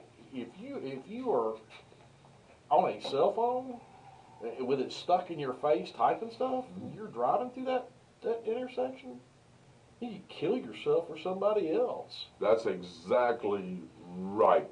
Olivia Hill, good evening, everyone. I missed a lot. Yes, you did, but you can go back and catch the replay right after this show. She is in Africa, Ghana. Ghana, Africa. Yep, wow. She's become a big fan of ours. And Olivia Hill, I am working on that project for you that you had asked me to do. Olivia's from Stark, isn't she? No, Olivia is originally from Africa, I think. And her dad and them have a business over there, but her dad passed away, so she had to go over there and take care of some of the legal things and all that. She's the one that was in Maryland. Remember when she first started watching, she was in Maryland. Maryland. Yeah, Maryland. Okay. Maryland, yeah. With school starting back, are there any supply drives going on in the Bradford area? I know of one, the Lottie's Shell that we were just talking about. They're having a little drive there. David, do you know of any other places right now? I can't think of any right now. I think the Bradford Telegraph may be doing. I hope I didn't put them on the spot there. No pun intended. Byron, do you know of any going on? That's probably something we'll put, David, we need to figure out and we need to put on the page. Yeah, we do. Because, Kurt, I'm just not sure. I hate to say something and it's not. Yeah. And it's not right. We'll follow up. But I do know the Lottie Shell State because she told me right before I came here. She said, please mention that they have books and paper and in a box that come and get it. And if you want to donate, you can donate too. So it's a give and take thing. So, but we'll definitely find out that for sure. Hey, Dave. Let me see here. David. 1, 2, 3. Hello, Alvy! Dave, I was just about to ask you if you moved into the building. I drive past every morning on my way to Rebels, and yes, he has, so answer is yes. I have worked with state reps and had the speed limit adjusted at both ends of the bypass. People are still traveling through the intersections too fast and running the red lights. And that's coming from our Mitchell Gunner, who has On the Spot Motorsports media page now. He's the host. He comes in here every once in a while with us, but he's still a big part of the team and is always welcome, and we're welcomed on his show. Just to let everybody know, it's not a separate entity. It's the same. We just got 2 different nights that we do it on. He does his on Thursdays at 7 when he has a guest. But if you remember Mitchell, 1, 2, 3 years ago, he came on this show during his local segment and talked about this and talked about this and talked about this until he was blue in the face, until he kept pumping the information so much to you. It's like, what else do I need to do? Well, you can't fix people that have the mindset that they're going to do what they want. Yeah. And that's one of the issues. There are ways you can fix them, but they have to feel the pain of it, is what I'm saying. Right. You have to make them pay for their bad behaviors. And, somebody's going to have to do something sooner or later, the DOT or the Highway Patrol or the sheriffs, or somebody's going to have to start doing something about it and just clamping down on it, period. And for a long time, and then people will start getting the word, hey, don't drive like that through there. Especially these truck drivers.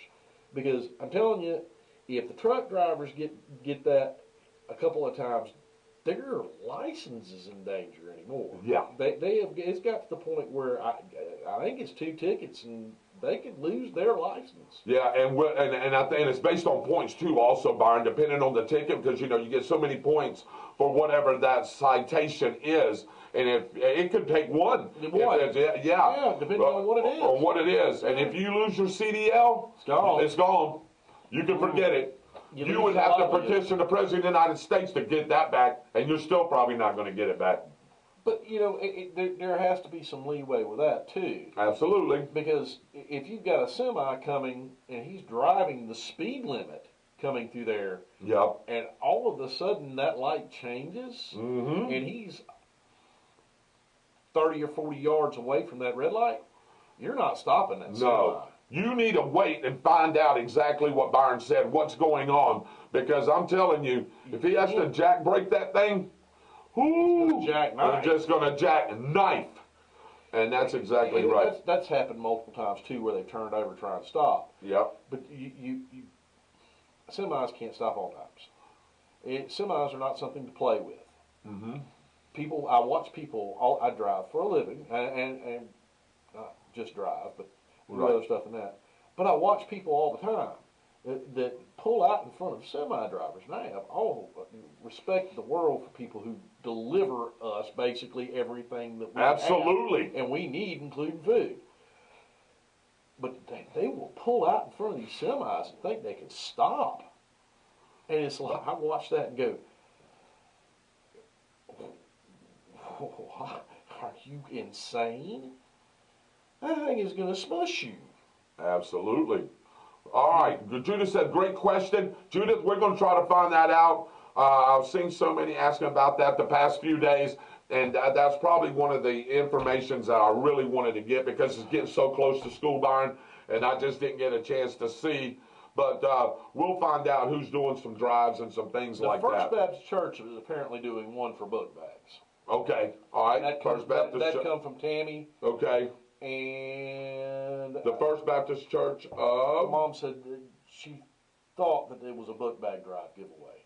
Okay, it probably is. Yeah. Mitchell Gunner says you can only do so much. People have to do their part and follow the traffic laws. Absolutely. Judith says, David, congratulations on your 35 years. That's very impressive. They don't have that class anymore, which is stupid because the kids need to be taught the life skills. Melissa Cribb said they don't even offer that. I needed to ask Shelly Rogers, too. Shelly Rogers would probably know it. I don't think they do. I don't think it's been offered for a while. Yeah, I'll be honest with you. Thank you, brothers. Keep it up. God bless you, Chris Wilburn. Thank you, Chris, for tuning in. Dwight and I were just talking the other night about our home ec teacher. Oh, we were man. just talking about her. They're going to complete another time. Okay, yeah, we'll do. All right, we got you, Albie. Hello. Patricia Baker, hello. Shirley says life skills need to be taught in schools for sure, but also at home. And at home. Absolutely. Leslie Harrell, she's one of my suppliers. She works for Pro South Fasteners over in Jacksonville. She lives in Orange Park. Leslie, hello. I'm glad you caught the show. I think she watches the replay, but actually she's on live. So hello, Leslie. How you doing? Byron, say hello, Leslie. Hello, Leslie. There we go. First Baptist Church is having one. Yep. Very true. Education at home is equally important. Kurt Miracle says, thank you, Miss Tammy, for that information. Been working all summer with Albie. Education, no reason to stop cause it's summer. Great job, Tammy. You do a great job with Albie, and the whole family does, and we've seen them at the Splash Bash. And do you know that was the hottest day of the year so far was July the 4th? Wow. Yeah, and I That's felt it. That's hard to believe it was hotter July 4th than it was last summer. I know it, but Saturday, but it was. Good grief! I look like I look like my blood pressure's through the roof. This is not blood pressure. This is sunburn. Yeah. I depend on the teachers a lot, and they're great, but I try to do my part at home. Tammy says, good job. All right, B. Let's move on. It is 8:25 Eastern Time. If you're in California, of course, it's 5:25 out there local if you're watching us from California, which I know 2 people are watching. So 5:25 in Cali. Wow. San Diego. I'd probably rather go there than any of the other places. No, North California. Well, outside, outside. Yeah, I will agree with that. I'm Away from Nancy Pelosi's home. Well, you're too close to her home. At least I'm way south. But anyway, what in San Diego? Oh man, San Diego. Yeah, San Diego. I said San Francisco. No. San Diego is. If I was to visit any place, there'd be San Diego. Nah, there's a place I want to go, but that's another entirely different story. Well, I mean, besides outside in Northern California before you get into Oregon, that's a pretty place too. This is. You want to visit There's a place down towards there that I want to go. Bakersfield? No. This has to do with music. Oh, I know what you're talking about. Okay. All right, yeah, I get you. School called me home. All right, Bean. It's a vague reference that. Yeah. You can look it up. You'll figure it out. Sort of figure it out. Yeah. All right, B. Hey, we're getting into the. We're just going to go straight in. We're getting into the analyzation of Byron Bagwell's head here and what he's got in it, and he's got a lot of knowledge in it. And we've talked about several different things. That's scary. But Byron, I want to ask you a question. If I had some cocaine and I wanted to sneak it into the White House, how would I do that without getting caught? Because apparently it's happened already and nobody's in trouble. Probably not the first time either. Well, I'm going to let Byron delve into that a little bit and answer that question for me, brother. Look, it undoubtedly is probably not the first time that it's ever happened. But I can guarantee you it's the first time it's been laying somewhere out in the open.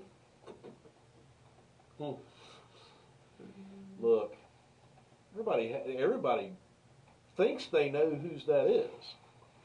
And I'm here to tell you don't. People can get upset at me. You don't know whose that is. And what makes it worse is they're refusing to tell us. So just like anybody that doesn't know who's responsible for it, it's like a good investigator would, I'm going to be a good investigator on this. Everybody in the White House is a suspect. Yep. Could have been Jill's. Could have been Joe's. Mm-hmm. Could have been Kamala's. Could have been her husband's, whose name I can never remember. Could be Hunter's. Could be Hunter's.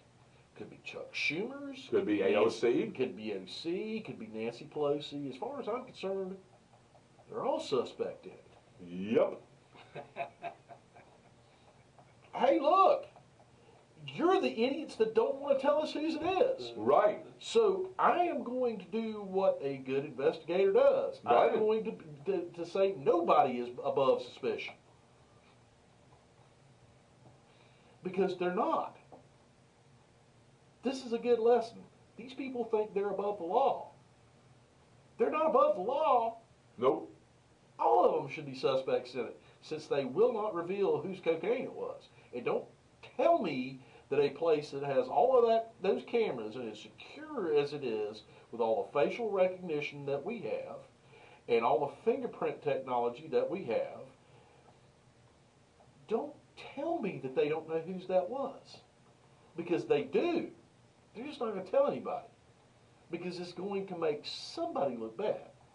Whether it's Hunter Biden, Joe Biden, and Jill Biden, whether it's Kamala Harris, whether it's Chuck Schumer, whether it's Nancy Pelosi, whether it's somebody from the Secret Service that's been in and out of there, or any of the other people that have been in and out of there.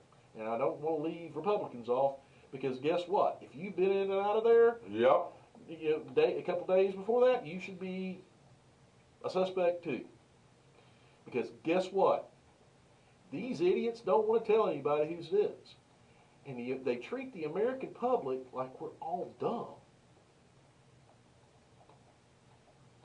That's my biggest problem with this. So I'm just going to take it as they're all guilty. Since they don't want to tell anybody whose it is, all of you are a bunch of cokeheads. How am I supposed to feel about that? Seriously, David, what if that was a small part of what whoever brought that into the White House had, and they were all having a big coke party in the White House? Well, Mitchell take a look at the president and how he acts. Yeah. One day he can't keep himself halfway awake, and the next day he's so wired he can't keep his just like I just did. He can't keep his sentences in order, and he makes no sense. Well, Mitchell Gunner's got a great name for it. The White House is now called the Powder House. Seriously. Seriously. I mean, this may sound ridiculous, but it's not. That's how investigators do things.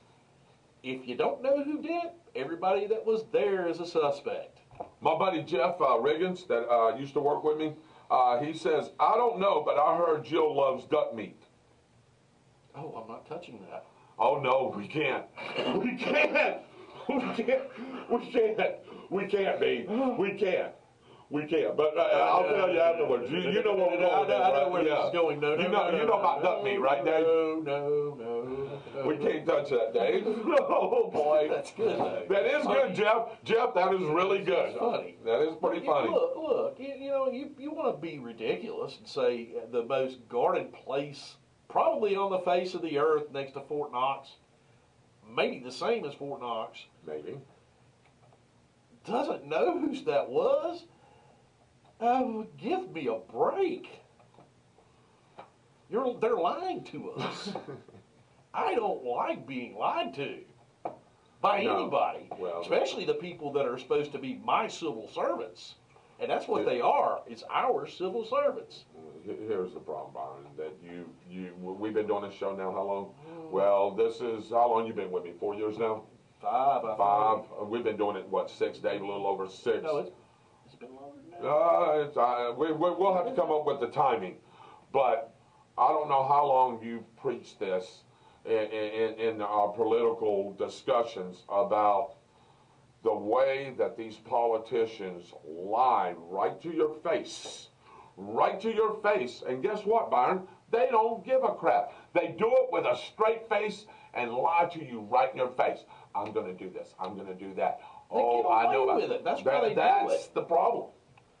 Look, you can take that as a silly comment with me thinking the whole entire White House is suspect on that, but it's not. They're not held responsible for their actions. They are responsible for their actions directly to us. Mm-hmm. That is how our government is supposed to work. Right. But they think that they rule us. And that is the issue. Yep. They have become so powerful and so money hungry that none of them want to lose that power. And a lot of them are so tied together, if one of them falls, all of them are going to, or not all of them, but a good portion of them are going to fall. So, look, just tell us whose Coke it was. That's it. If it was the person we think that it was, then the only person that's really lost anything is Hunter Biden. Right. Because his daddy already looks bad enough to him, to anybody that's got a brain, because of what just happened with his trials. Anybody that gets slapped on the wrist by the IRS for, what was it, $250 million in back taxes? Or not paying taxes on $250 million? One of the two, I can't remember which way it was. Do you understand what a normal person that was a millionaire would get if the IRS came after them for either one of those things? They would be sitting in a federal penitentiary. But he gets slapped on the wrist because of who his daddy is? I don't care if he's the president of the United States' son. It would not have mattered to me if it was George Bush's son, or if it was Donald Trump's son, or if it was Ronald Reagan's son that they caught doing that. Right. It would not matter to me.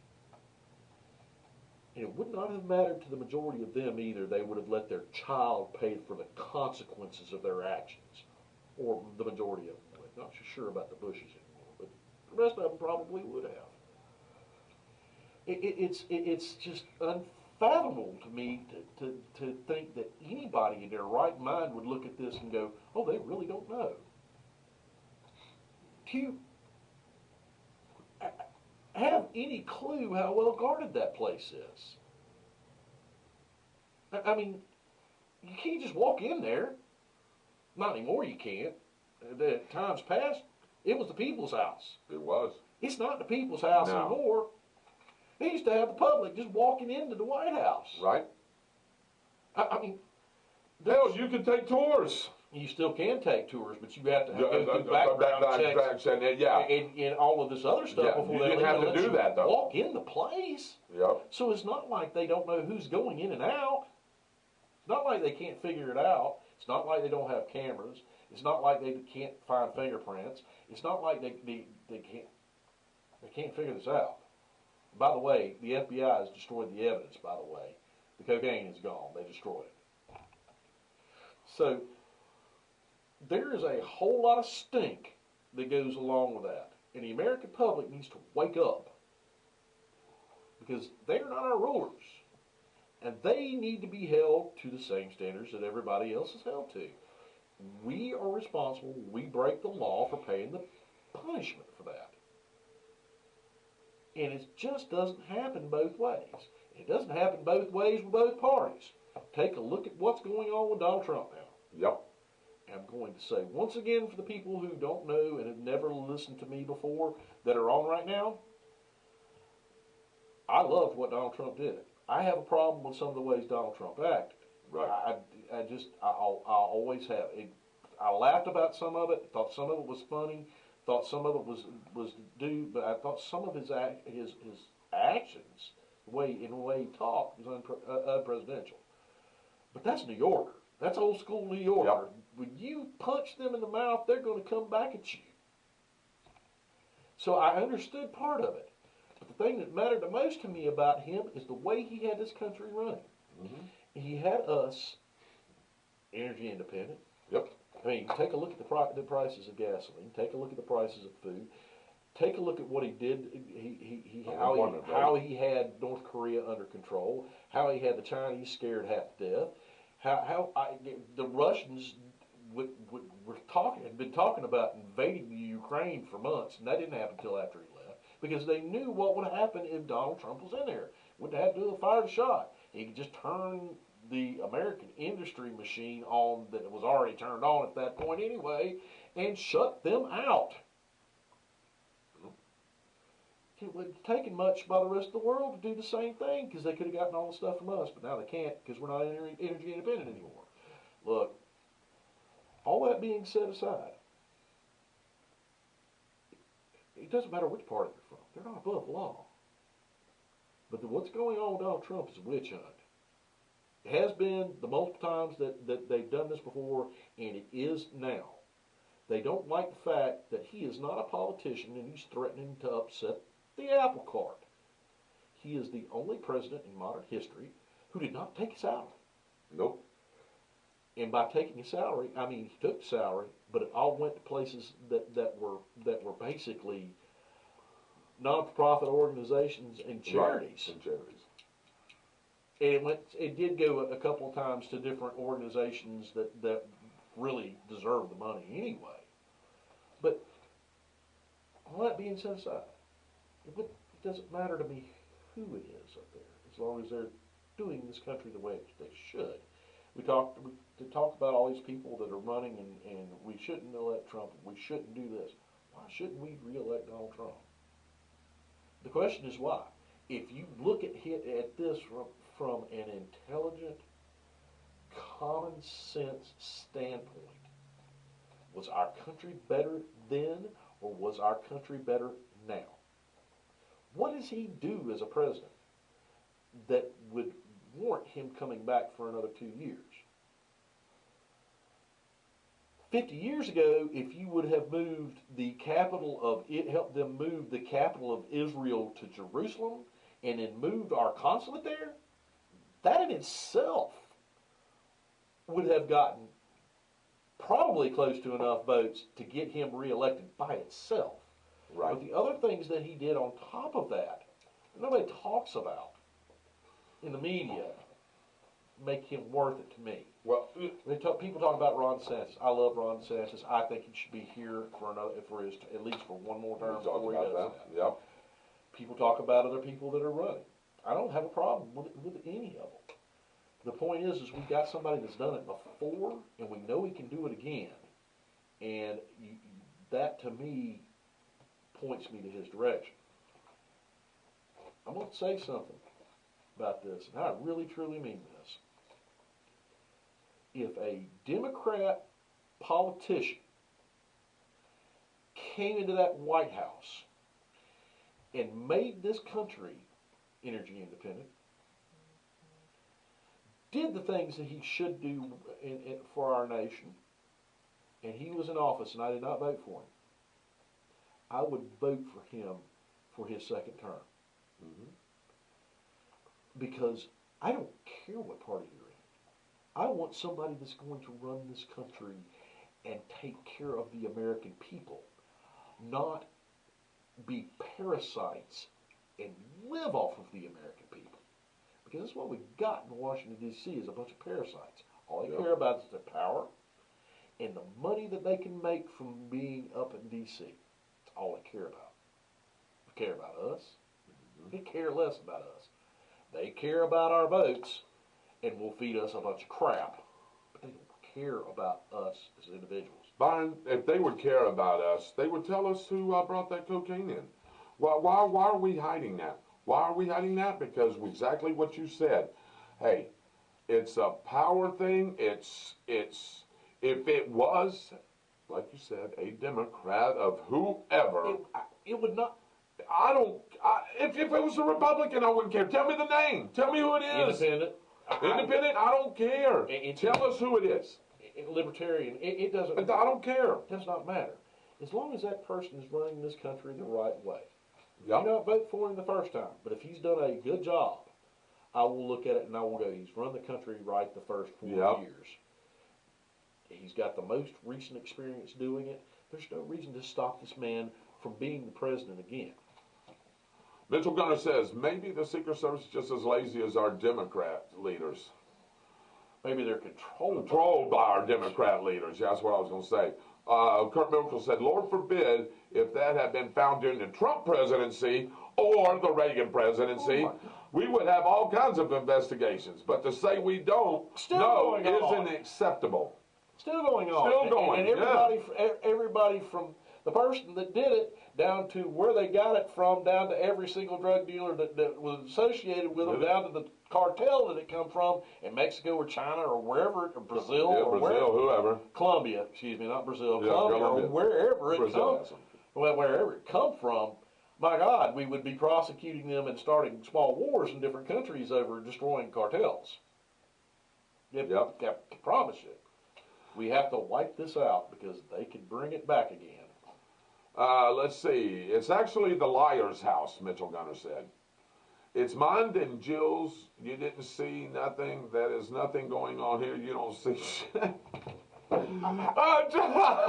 Jim, that's the way people need to take it.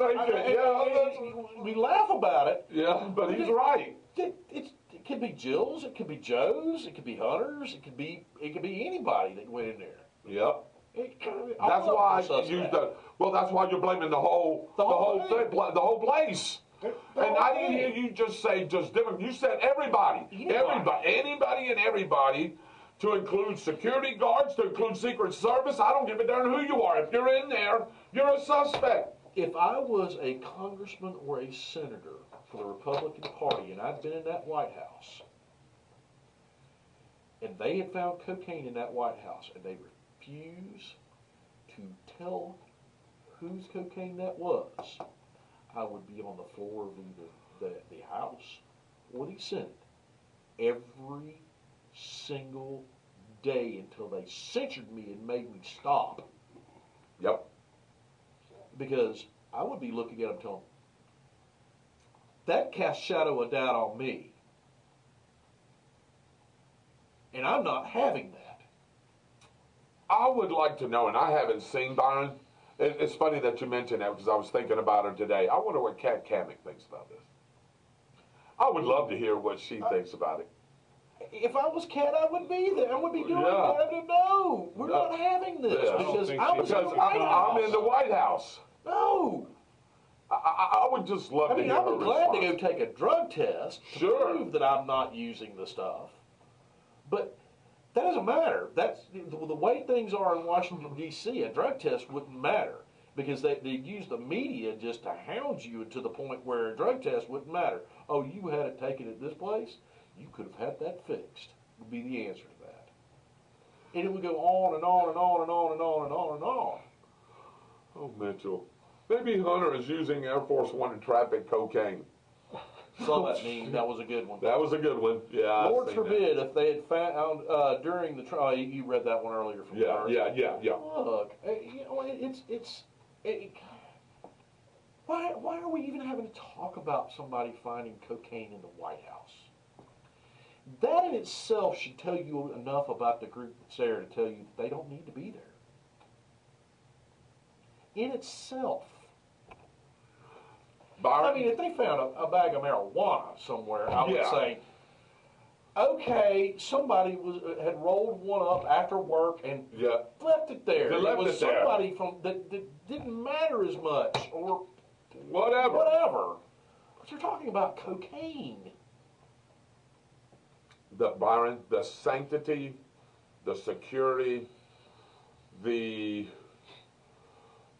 what else do I want to say? The sanctity and the security of our White House has been desecrated to the fullest. It started back when all those idiots invaded the White House. We let them. And now it's gone to little things. Now it's cocaine going through the White House. Really? Really? Like Byron said, this place is as tight as Fort Knox. I guess it's as close as Fort Knox, right, Byron? I don't know. I'm not sure. I'm not sure. It's not more secure with all the weaponry and everything else that's hidden here, there, and everywhere. In that White House, I mean, that's part of what makes Jan 6 so stupid that it's unbelievable. If you think a group of people could just walk in there without Have you ever been to the White House? I mean, Byron, let me ask something. You're not getting in that place like that. They opened the gates and let them in. Let's say me and you were in Washington, D.C. We want to go see the White House, right? Me and you. Are me and you just going to walk straight in there and go in there and see the White House, the Oval Office, everything? Are me and you just going to walk right in there and do that? I don't know about you, but hell no, I'm not. I'm not Excuse either. me for my French, because I don't want to get shot. Correct. That's the whole thing. That if you, as citizens, try to go in there, you go in there. Citizens can still go in the White House. Only after the extensive background checks now, because of They do background checks. They search you. They run you through metal detectors. They do all of this stuff before you can get into the White House. Yep. I don't care what they say about what happened on Jan 6. That was a setup from the go. Yep. You do not get in that place like that.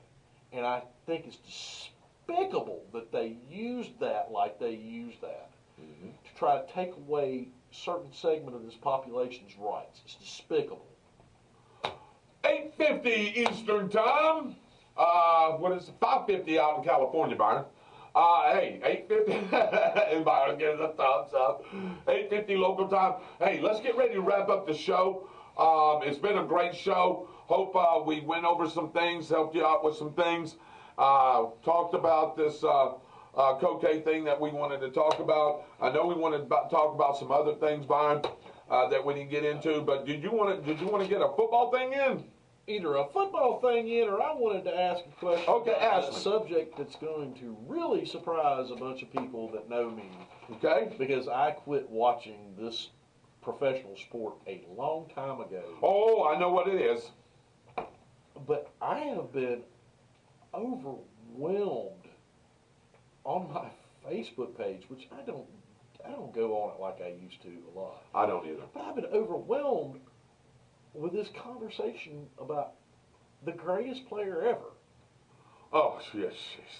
And you get LeBron James fans saying it's LeBron James. You get Michael Jordan fans saying it's Michael Jordan, and that's the only thing you ever hear. And it baffles me, because look, Michael Jordan himself, who I do think personally is the greatest basketball I'll player second that as well. ever to play the game. He may not be the greatest player ever to pick up basketball because there's a lot of great players out there that never make it that far. But he flat said, "I don't know if I'm the." It wasn't. I don't know if I'm the greatest. He said, I can't tell you if I'm the greatest. Right. Because I never played the people that came before me. Right. I got my skills from watching the players that were before me, emulating them, people like Julius Erving.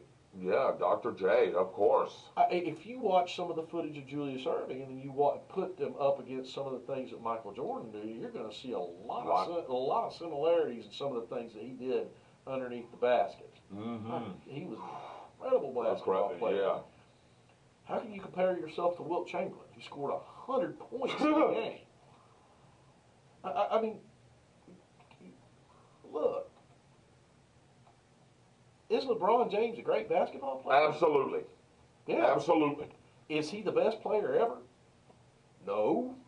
I don't think so. And I'll tell you why I don't think so. Even at his size, which he would not have had at that point in time. Because the ways he got to weigh the way he did, we didn't have back in the 80s and the 90s. No. With his mentality, the way he acts and the things he does, he wouldn't have played 2 years in the NBA. Mm-mm. The beating that the Detroit Pistons would have given him would have made him go home and cry to his mama. Bellman Bears would have broke him in half. Dennis Rodman, when he was there, Dennis Rodman would have abused him anyway, and he never would have scored. Yeah. He's the greatest defender I've ever seen, period. I agree.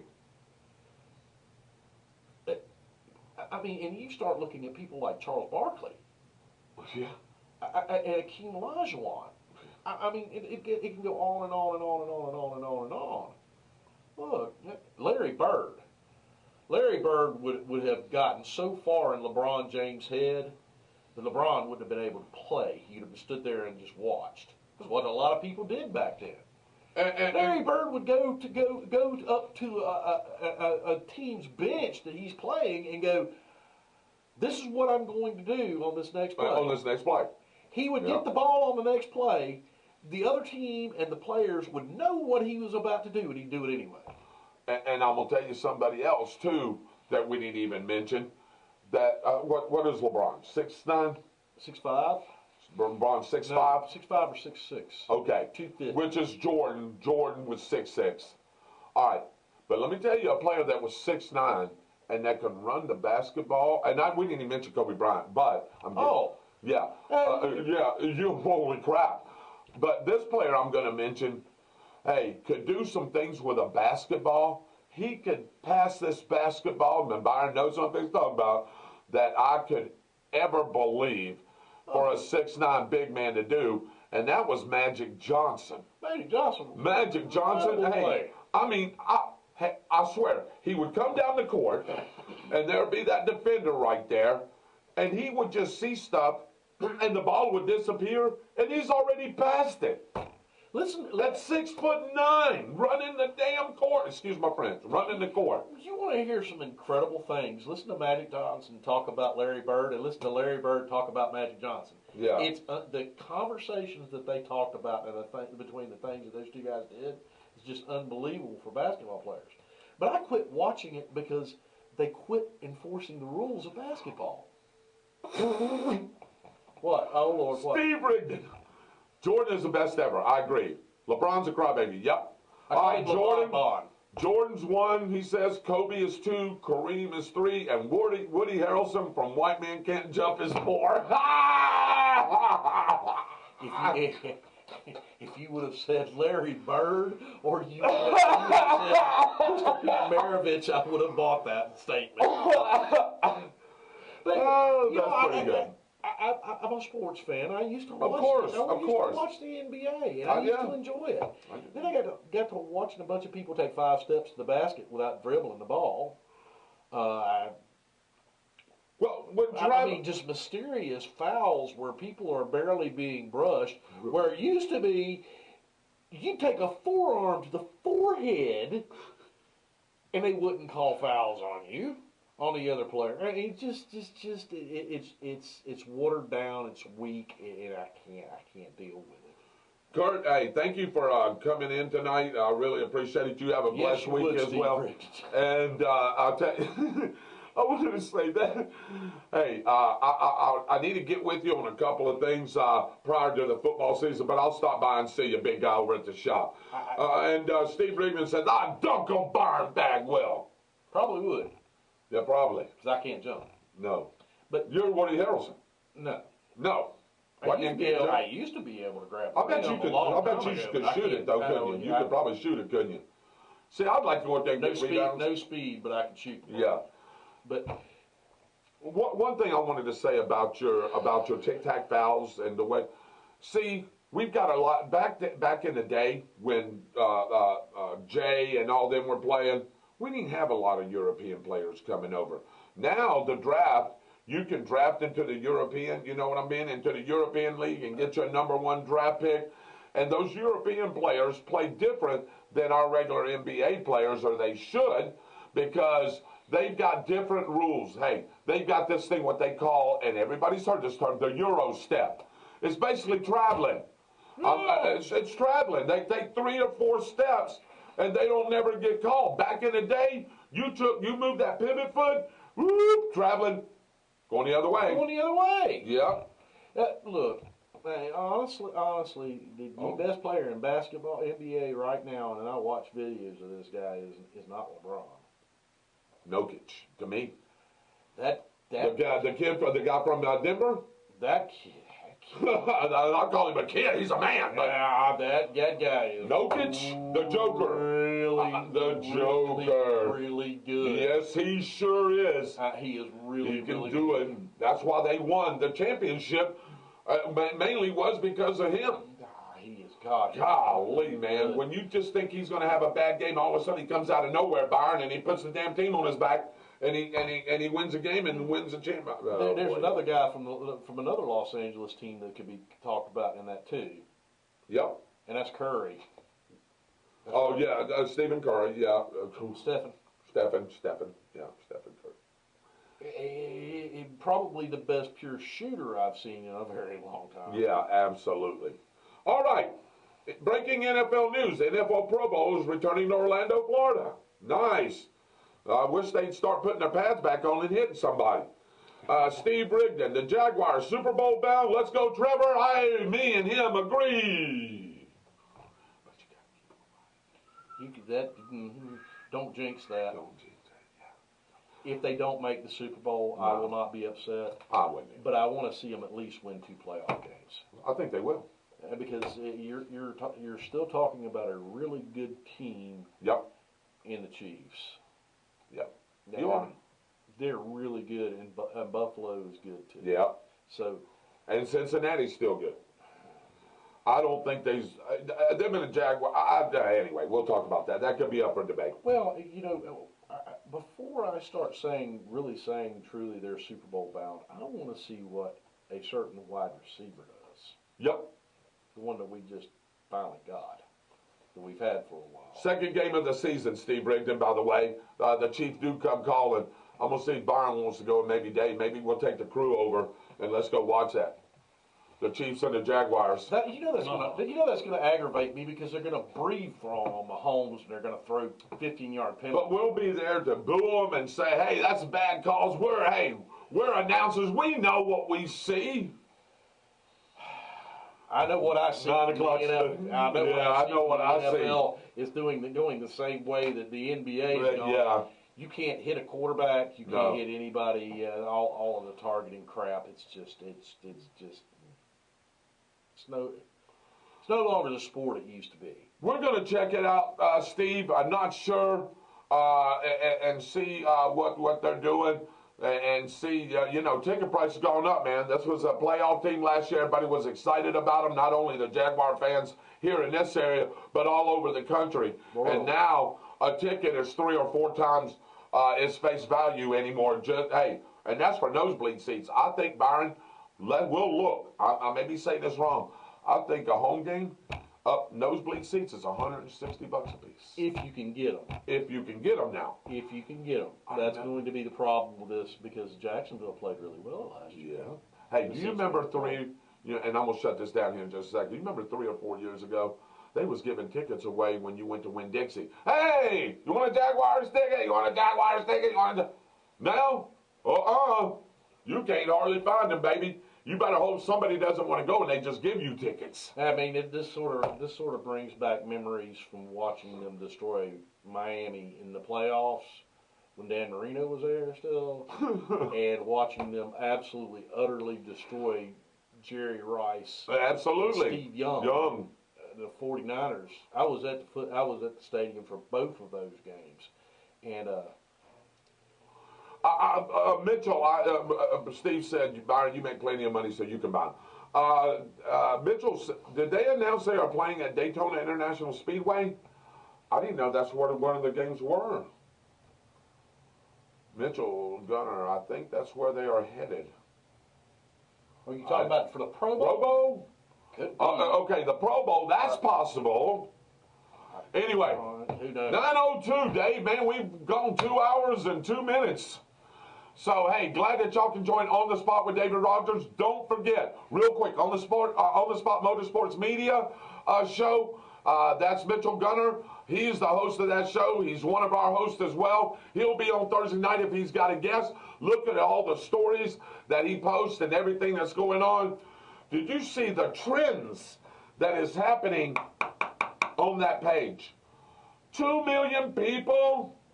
Are you kidding me? We're investing in that, brother. I'm telling you, we're gonna have a meeting because I think that's numbers that we can do some things with. But that's between us here. Anyway, make sure you check him out, Mitchell Gunner. If you need to get a hold of him, all his addresses and his emails and everything are right there. You can reach him on his personal page. On the Spot Motorsports. On the Spot Motorsports Media, right there. All right. On behalf of the Dancing Destroyer, Super Dave Holland, in his new place right here on 301. Make sure you come visit him. The missing Austin Stevens. He's down in Panama City, baby. Really? Yep, him and his family are having a great time over in Panama City. Be careful and be safe.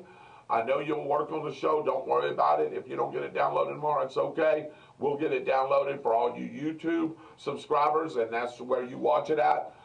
And the Byron Bagwell, our political analyst, our political guru, and my color commentator. And we're going to be doing a lot of tornado stuff. I'm David Rodgers. God bless you. Have a great rest of the night. Have a great week. We'll see you next week. Same bat time, same bat channel. God bless you guys. Good night, Peace everybody. out.